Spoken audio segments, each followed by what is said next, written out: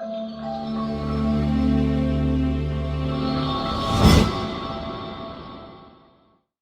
fan edition of Samsung's Galaxy S21 series, also known as the Galaxy S21 FE, launched only a few months before the S22 hit the market. However, the FE version has a fast Snapdragon 888 under the hood, a great 120Hz OLED display, and an IP68 certification. Still, it lacks a few points that fans would have liked to see. Compared with its predecessors, the S21 FE has shrunk a bit. With its 6.4-inch display, it is slimmer. The phone is noticeably lighter as well, at 177 grams. The build quality is excellent. The frame is made from aluminum, and the front is protected by Corning Gorilla Glass Victus. The plastic back is the only thing keeping it from true premium status. In order to test the accuracy of the GPS, we sent the Galaxy S21 FE on a test lap, alongside the Garmin Venue 2.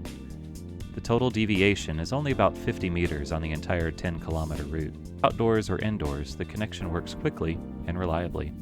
Unlike its predecessor, the S21 FE is only available with 5G. It can manage 2 nano SIM cards, but doesn't support eSIM. The device supports Wi-Fi 6 and offers broad frequency coverage with both 5G and LTE. In our tests, the S21 FE's reception strength and speed were in line with similar devices. According to its spec sheet, the S21 FE uses the same cameras as its predecessor. The front camera offers a 32-megapixel lens with pixel binning to either 6.5 or 10 megapixels, depending on whether a solo or group selfie is taken. The quality of the photos from the front shooter are excellent, despite the lack of autofocus. On the back, the FE relies on a triad of wide-angle, ultra-wide-angle, and zoom cameras. The picture composition of Samsung's smartphone is pleasing to the eye, with occasionally overdone sharpening. The somewhat low resolution is noticeable in panorama scenes, and details can look a bit muddy. The 3x telescopic zoom on the S21 FE is what we would describe as usable, and doesn't stand out. Images at the maximum zoom level are unimpressive. Videos can be recorded in Ultra HD at up to 60 frames per second on both the front and rear cameras. Samsung opted for a 6.4-inch AMOLED display with a sampling rate of 240 Hz.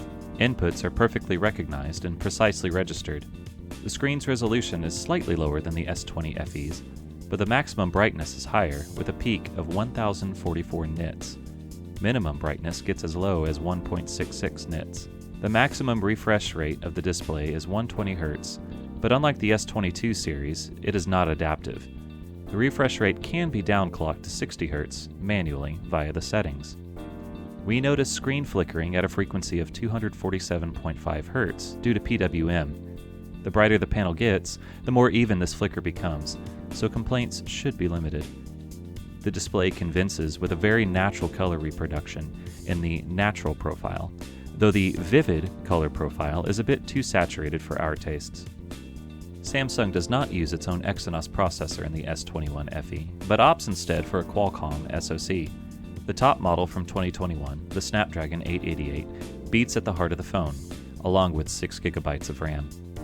The CPU performance is as expected in single-core mode, but it is slightly slower than other smartphones with the same SoC in multi-core tests. The 128 GB of UFS 3.1 storage offer excellent performance, but the phone is bested by some competitors from the likes of Xiaomi and Asus. Unfortunately, Samsung has nixed the microSD slot. In terms of graphics, the Adreno 660 shines with a very strong performance without compromise in frame rates or detail levels. Thus, Samsung's smartphone is one of the few that can run popular titles like League of Legends Wild Rift at 120 FPS, albeit not at max settings. The S21 FE comes with a 4,500 mAh battery. However, it has surprisingly high power consumption, primarily due to the lack of an adaptive refresh rate display. The battery delivers quite good runtimes overall, but it falters even to the standard S21 in some situations, such as our reader and H.264 playback battery tests. We would have hoped for longer runtimes due to the larger battery. Unfortunately, the S21 FE lasts just under 10 hours in our Wi-Fi battery test. This is a fair result, but it's beat out by competitors like the Pixel 6. The S21 FE supports fast charging up to 25 watts via cable and 15 watts wirelessly. The device can be fully charged from 0 to 100% in about 74 minutes. Unfortunately, Samsung does not include a charger in the box. In conclusion, the Samsung Galaxy S21 FE is a very good smartphone, but it comes too late to the market. The S22 series is already available, and the standard S21 has dropped significantly in price. The Fan Edition convinces with an accurate AMOLED display at 120Hz, a fast Snapdragon 888, wireless charging, and an IP certification. However, Samsung cannot really use the strengths of the Qualcomm SoC. In terms of battery run times, the FE is only slightly better than the regular S21, even though it has a much larger battery. The removal of the micro SD slot and the lack of a charger will keep fans from jumping for joy. If you want to learn more about the Samsung Galaxy S21 FE, check out our detailed review at notebookcheck.net. Be sure to like the video and subscribe so you don't miss future reviews. Thanks for watching.